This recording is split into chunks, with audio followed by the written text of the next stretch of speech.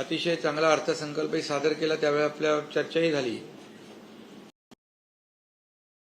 प्रयत्न केला, कुठेही चर्चेतनं पळ काढला नाही, चर्चेला बगल दिली नाही, तर भरपूर अशा प्रकारची चर्चा या ठिकाणी केल्या। मला असं वाटतं सगळ्या गोष्टी सांगण्याची आवश्यकता नाही आहे, त्या आपण तुम्हाला लेखी स्वरूपातच देऊन टाकू। पण मी एवढंच सांगेन की मंत्र्यांनी देखील या संपूर्ण अधिवेशनामध्ये अतिशय चांगलं काम केलं। याचं कारण दोन्ही सभागृह सकाळी 9 वाजता चालू व्हायची, 9:45ला चालू व्हायची, एकेका दिवशी 15-15 लक्षवेधी असायच्या। फक्त एकच दिवस असा झाला की ज्या दिवशी मंत्री उशिरा पोहोचल्यामुळे 20 मिनिटाचा वेळ वाया गेला, पण अदरवाईज नीट सगळीकडे मंत्री उपस्थित होते, मंत्र्यांनी योग्य अशा प्रकारची उत्तरं दिली। एकूणच विरोधी पक्ष हा संख्येने कमी असला तरी विरोधी पक्षाला पूर्ण वाव त्या ठिकाणी आम्ही दिला, त्यांचं म्हणणं ऐकून घेतलं, त्यांच्या प्रश्नांना उत्तर दिली आणि महाराष्ट्राच्या विकासाकरता अनेक अशा प्रकारचे धोरण असलेला अर्थसंकल्प पास केल्यामुळे मला विश्वास आहे की महाराष्ट्राच्या विकासाला निश्चितपणे गती मिळेल। आणि म्हणून मी या अधिवेशनाच्या निमित्ताने सर्व आमदारांचे, सर्व मंत्र्यांचे, सर्व पीठासीन अधिकाऱ्यांचे, विधानमंडळाच्या सर्व कर्मचाऱ्यांचे आणि अर्थातच माध्यमांचे देखील मनापासून आभार मानतो।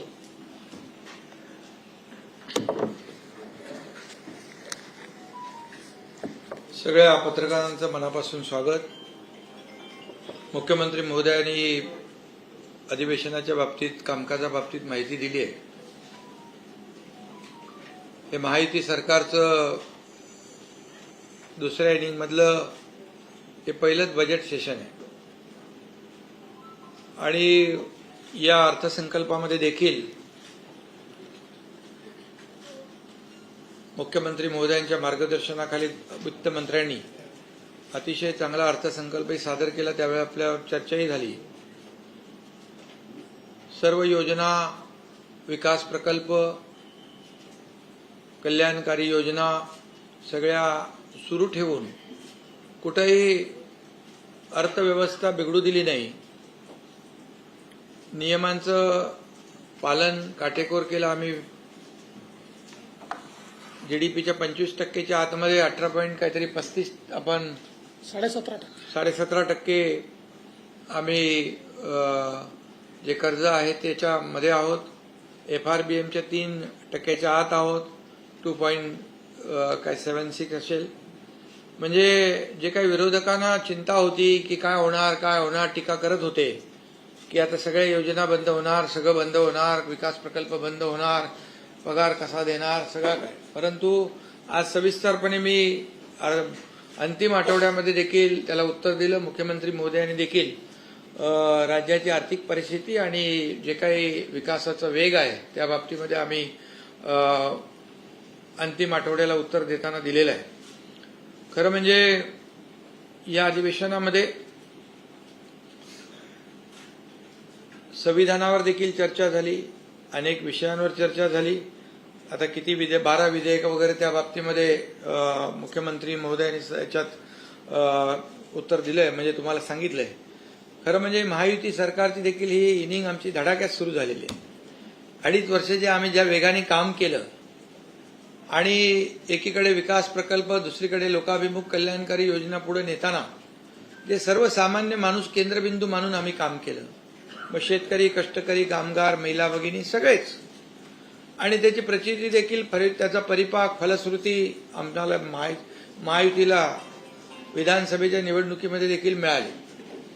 आणि आम्ही जी आमची टीम आहे हे उत्तम, आमच्या टीमचं स्पिरिट आहे आणि काम त्याच वेगाने आम्ही पुढे जातोय। कुठेही कशामध्येही म्हणजे कुठलाही विकासाचा वेग कमी न करता आम्ही कामाला प्राधान्य दिलेलं आहे आणि त्याचं प्रतिबिंब जे आहे आपण पाहतोय की 100 दिवसाचा जो काही मुख्यमंत्री महोदयांचा एक त्यांची संकल्पना होती. त्याच्यामध्ये बरेचसे उपक्रम आम्ही किंबहुना ज्या 7 कलमी कार्यक्रमाला आम्ही प्राधान्य दिलं त्याच्यात देखील सगळ्याच विभागाने चांगलं काम केलेलं आहे. आणि कल करे सो आज कर, आज करे सो अब कर, असं म्हणून आम्ही ज्या धडाक्याने पुढे जातोय आणि खऱ्या अर्थाने जे नवीन प्रकल्प आहेत ते देखील वॉर रूममध्ये घेऊन त्याला आम्ही गती देतोय. उद्योग येत आहेत, त्या बाबतीमध्ये देखील आपल्याला माहिती दिलेली आहे. आणि मी जेव्हा मुख्यमंत्री होतो त्यावेळेस देखील दावोसला आम्ही गेलो, त्यावेळेस देखील जी काही परदेशी गुंतवणूक आहे, उद्योजक आहेत, मोठ्या प्रमाणावर 7-8 लाख कोटीचे एमओई झाले, त्याचंही आम्ही एक्झिक्युशन जे आहे कन्व्हर्जन 70-80%. आता देवेंद्रजी आणि आमचे उद्योग मंत्री गेले 15 लाख कोटीचं एमओई केले आणि त्याचं पुढचं जे काही जागेचं अलॉटमेंट असेल, परवानगी असतील तेही देण्याचं काम सुरू झालं. त्यामुळे खऱ्या अर्थाने लोकांचा विश्वास आपल्या सरकारवर आहे आणि हे इंडस्ट्री फ्रेंडली स्टेट झाले असं म्हटलं तर वावगं ठरणार नाही. त्याच्यामुळे रोजगारही मोठ्या प्रमाणावर उपलब्ध होतील. त्या डिटेलमध्ये मी जात नाही. परंतु आता महाराष्ट्र आपला जो आहे तो स्टार्टअपमध्ये पहिला नंबर आहे, एफडीए मध्ये पहिला नंबर आहे, जीडीपी मध्ये पहिला नंबर आहे आणि कर्ज वगैरे जे काही आहे ते इतर राज्यापेक्षा देखील आपलं कमी आहे. त्याचं अर्थसंकल्पाच्या अंतिम आठवड्याच्या प्रस्तावामध्ये मी उत्तर देताना दिलं, देवेंद्रजींनी देखील दिलं. आणि म्हणून आमच्याकडे no reason on the spot decision, ये काम हमारा है. जिसने रीजन दिया उसका जनता ने सीजन खत्म कर दिया, इसलिए आणि म्हणून असंच काम आम्ही चालू ठेवणार बिलकुल वेगाने. आणि 5 वर्षाची टेस्ट मॅच असली तरी सुद्धा राज्याच्या विकासासाठी आणि कल्याणासाठी आम्ही 2020 प्रमाणेच काम करणार. हे अगदी आपल्याला सांगतो, कुठेही विकासाचा वेग कमी पडणार नाही. आणि मग मला वाटतं जास्त काय मी बोलत नाही. परंतु विरोधक कमी संख्येने असले तरी सुद्धा, याचा उल्लेख मुख्यमंत्री महोदयांनी केला आहे, तरी सुद्धा आम्ही त्यांना कमी लेखत नाही, त्यांना अंडर एस्टिमेट आम्ही करत नाही. पण आमची भावना आणि भूमिका अशी होती की त्यांनी सभागृहात येऊन सभागृहामध्ये या महाराष्ट्रातल्या जनतेच्या प्रश्नांना वाचा फोडली पाहिजे होती.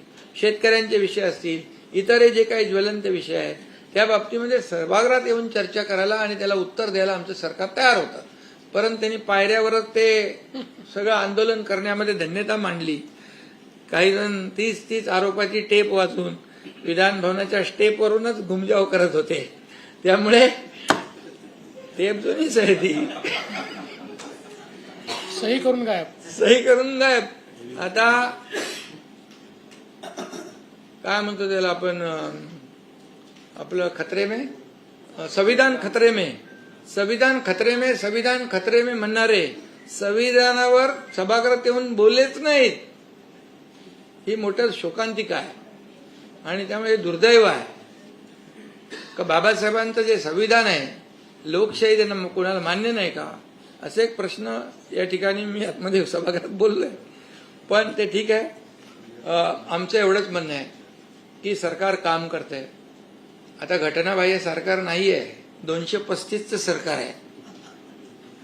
आणि आम्ही जे बोललो होतो मी पहिल्या भाषणात, तुम्हाला आठवत असेल, माझ्या बाजूला देवेंद्रजी बसले होते, बोलले आम्ही असं काम करू की आम्ही दोघं मिळून 200 पार करू. आता 200 पार करून 235 वर गेलो. आता तरी त्यांनी डोळे उघडायला पाहिजे आणि सरकार म्हणून सरकारकडून कामं करून घेतली पाहिजे, जनतेची, सर्वसामान्य लोक. फुल बॅटिंग चालू आहे. त्यामुळे सांगितलं ना 2020 करतोय. मुख्यमंत्री महोदय आपली प्रशंसा केली आपल्या भाषणाची. आणि दुसरी गोष्ट, प्रिंटिंग मिस्टेक सांगणारं आमचं सरकार नाही. जे काही लोक म्हणाले की तुम्ही आश्वासनं दिली कधी पाळणार, आम्ही जाहीरनामा किती 5 वर्षाचा असतो. आम्ही कुठलंही आश्वासन जे आहे टाळणार नाही, आम्ही ते आश्वासन पाळणार. कारण देवेंद्रजी, मी, अजितदादा ही शब्द दिला की आम्ही शब्द पाळणारे लोक आहोत, म्हणून तर इतिहास घडला. त्यामुळे माध्यमावर आरोप केलाय सरांनी हा? की माध्यम लगेच म्हणतात एक ना तुमच्या देशातला नसला की नाराज होईल तर तुम्ही काय खुलासाच नाही केला अजून. कुठला नाराज कोण आहे? दादा नाराज नाहीत ना असं. अरे बाबा, दादा सांगून गेले मुख्यमंत्र्यांना. ते सगळ्यांना सांगा ना. दादा मुख्यमंत्र्यांना सांगून गेले मगाशी. आणि तुम्ही तर असं करता जसं मी गावी गेलो की नाराज, दिल्लीला गेलो की नाराज, आणि गंभीर झालो की गंभीर झाला नाराज. अरे आता काय करायचं? आणि म्हणून तुम्हाला सांगतो, आम्ही काही नाराज वगैरे नाही. कोणी किती प्रयत्न केला, विरोधकांनी देव पाण्यात बुडवून ठेवलेत की काहीतरी होईल, काहीतरी होईल, काहीतरी होईल. काही होणार नाही. लोककल्याणकारी विकासाची कामच आम्ही करणार, बस. त्यामुळे प्रशंसा केली आहे. या प्रशंसेचा त्यांना पुढच्या अधिवेशनात तरी काही फायदा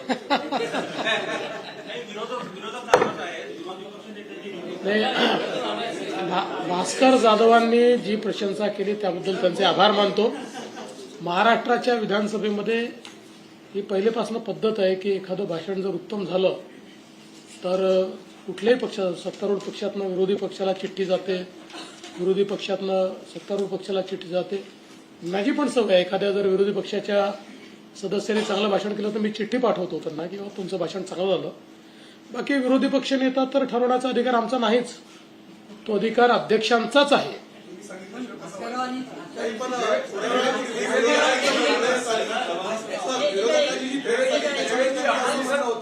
एकेकाळी शेकापचे फक्त 7 आमदार असतानाही काँग्रेसने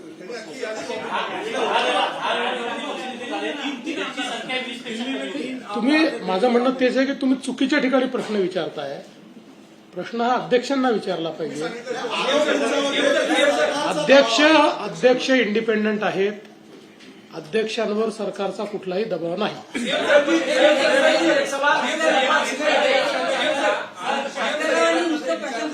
त्यांनी त्याची पुस्तिका काढून वाटायला सांगितलं आणि ते त्याच्यामुळे त्यांच्या आघाडीत पंचायतीवर असं वाटतं. नाही, काही पंचायतीला सांगितलं त्यांनी त्याकरता. पटेल अशा प्रकारे बोलले. नाही, त्यांनी त्याकरता हे सांगितलं की त्यातला राजकीय भाग काढून टाका, म्हणजे जो त्यांना अडचणीचा आहे तो काढून टाका आणि बाकी भाग ठेवा असं सांगितलं.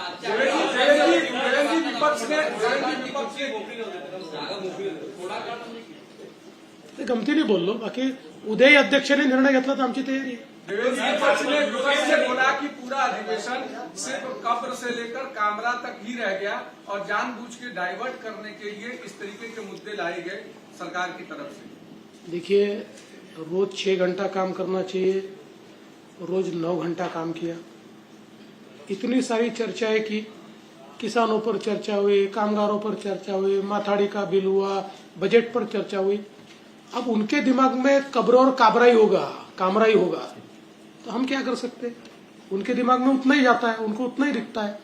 हमारे लिए तो कब्र और कामरा से ज्यादा 13 करोड़ महाराष्ट्र के लोग ये महत्व के, इसलिए उनके हित के निर्णय हमने लिए. संदर्भात अनेकांनी चिंता व्यक्त केली की संख्या आहे लक्षवेधींची वाढती आहे.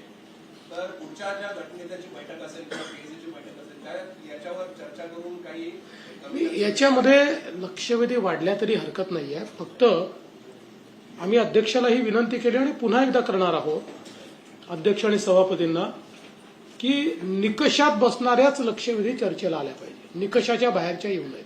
आरोप केला की अशा पद्धतीने ज्या लक्षवेधी जात आहेत त्याच्यामध्ये काहीतरी वेगळ्या गोष्टी होत्या असं रेकॉर्डवर देखील ते आज बोलले. त्याबद्दल नेमकं मला असं वाटतं की बिना पुराव्याचं असं बोलणं योग्य नाही आहे. पण हे देखील खरं आहे की याच्यामध्ये जर आपल्याला कुठलंही उलटसुलट काम होऊ नये असं वाटत असेल तर निकषातल्याच लक्षवेधी जर घेतल्या, आमदार जाऊन खूप आग्रह करतात आमची घ्या, अध्यक्षांचा नाईलाज होतो, त्यांना घ्याव्या लागतात.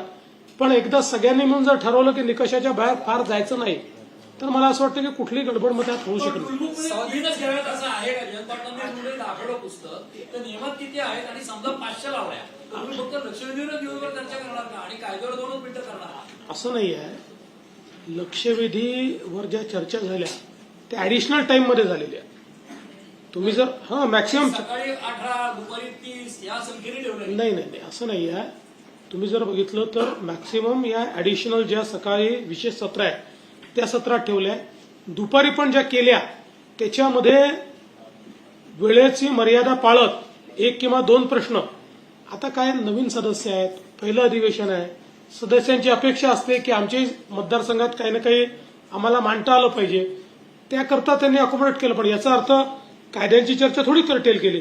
सगळे कायदे चर्चेने पास झाले. बिना चर्चेचा कुठला कायदा आला सांगा? सगळ्या हा प्रस्ताव पहिल्या आठवड्यापासून ते सत्ताधारी असेल किंवा विरोधक असेल सगळे प्रस्ताव तसे नाही. याचं प्रमुख कारण काय आहे की हे अधिवेशन बजेट अधिवेशन आहे, खातेवार चर्चा होते. त्यामुळे ती खातेवार चर्चा त्या दिवशी संध्याकाळपर्यंत आणि चर्चेचे दिवस फिक्स्ड आहे. मंगळवारचा सत्तारूढ पक्षाचा, गुरुवारचा विरोधी पक्षाचा, त्याच मंगळवारी खातेदार न्याय चर्चा असते. आता या चर्चेपेक्षा खातेनिहाय चर्चेला प्रेसिडन्स आहे. ती रात्री 10 वाजेपर्यंत चालली तर ही चर्चा बाजूला. हे आज नाही, आता तुम्ही सगळे लोक 25-25 वर्षे कव्हर करताय. प्रत्येक बजेट अधिवेशनात हेच होतं. ज्या दिवशी चर्चा असते मंगळवारी किंवा गुरुवारी, जर खातेनिहाय चर्चा आली मागण्यांची किंवा पुरवणी मागण्यांची, तर त्या दिवशी कधीच ती चर्चा होऊ शकत नाही. ती पाहिलं फोन शेवटीच होते. देशमुख की हत्या के मामले में वाल्मीकि रंजन है, उनके आका जो है आपको भी पता है, धनंजय मुंडे का इस्तीफा हुआ है, क्या उनको सह आरोपी बनाएंगे? एक तरफ तो आप उद्योग लाएंगे, इतनी मेहनत करते हैं, ऐसे हफ्ता खबरों के प्रति आप नरम क्यों रह गए? इसके बारे में बहुत स्पष्ट शब्दों में कहा है और नरम गरम रहने का सवाल ही नहीं है. न हम नरम है न गरम है, हम कानून से चलते हैं. जो कानून में वो करते हैं, जो कानून में था वो किया है. 100 दिन का काम शिंदे साहेब, आपण आधी नवीन टॅगलाईन दिली आहे काय? महाराष्ट्रात की no reserve on the spot decision. हा, तर हे कोणाकोणासाठी लागू आहे? Only no reason only vision. सरकारी निर्णय सरकारी निधन बघा, तुम्हाला सांगतो, आम्ही बोलतो ते करून दाखवतो. जसा 100 दिवसाचा मुख्यमंत्री महोदयांनी संकल्पना मांडली, तर या अधिवेशन काळात आम्ही बघा 50 शहरांचे डीपी फायनल करून टाकले. विकास आराखडे 50 शहरांचे, त्याची यादी तुम्हाला देईन.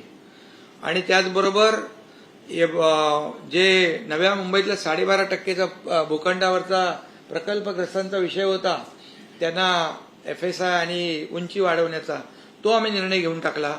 मुंबईतल्या जुन्या आयकॉनिक इमारती आहेत त्या विकसित करण्याचं धोरण बऱ्याच दिवसापासून विचाराधीन होतं, त्याचा आम्ही निर्णय घेतला. सगळ्यात महत्वाचं म्हणजे एअरपोर्ट फनेल झोनमध्ये ज्या इमारती रिडेव्हलपमेंटला राहिलेल्या आहेत, तोही आम्ही निर्णय घेतला. म्हणजे ऑन द स्पॉट डिसिजनसाठी सांगतो तुम्हाला.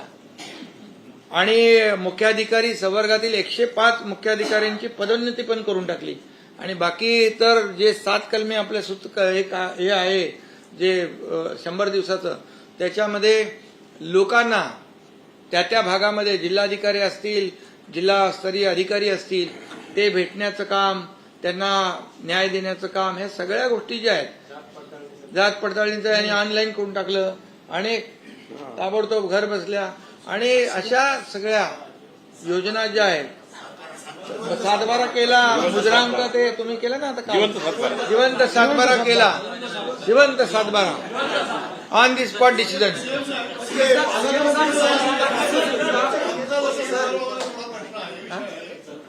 प्रश्नोत्तराचा तास चालू असताना, लक्षवेधी चालू असताना, पुरवणी मागण्यांवरची चर्चा चालू असताना किंवा एकंदरीत चर्चा चालू असताना सदस्य उठतात, मंत्र्यांपर्यंत जातात आणि हे जाताना अनेक बोलणाऱ्या सदस्यांना क्रॉस करतात, मंत्री वेलमध्ये जातात, मंत्री सदस्यांना क्रॉस करतात, असे अनेक प्रकार बघायला मिळाले. हे अतिशय चुकीचं आहे. शिस्त पाळली गेली पाहिजे. मला स्वतःला फार त्रास होतो, यांनाही होतो. आम्ही बसले असतो, भाषण करायचं असतं आणि इतके सदस्य येऊन तिथे सह्या घेतात, त्यामुळे याच्यावर निर्बंध आला पाहिजे. मला हे अगदी मान्य आहे की चुकीचं आहे. करूया. 100 दिन की घटना को लेकर ऊर्जा विभाग और दूसरे 30 विभागों ने अब तक 100 दिन की आपकी संकल्पना को टारगेट पूरा किया है. नहीं, अभी 4 विभागों ने, एक तो कल ही सांस्कृतिक कार्य विभाग ने किया और 3 विभाग अंतिम चरण में, लेकिन सब कर लेंगे.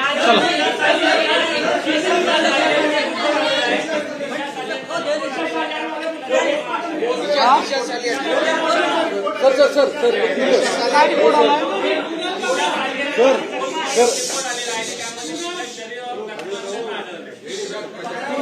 अजून याची माहिती माझ्याकडे आली नाही, ती माहिती घेऊन तुम्हाला पूर्ण देईल. पोलिसांना आर पाटलांच्या काळात घटनेचं पुढे काय झालं?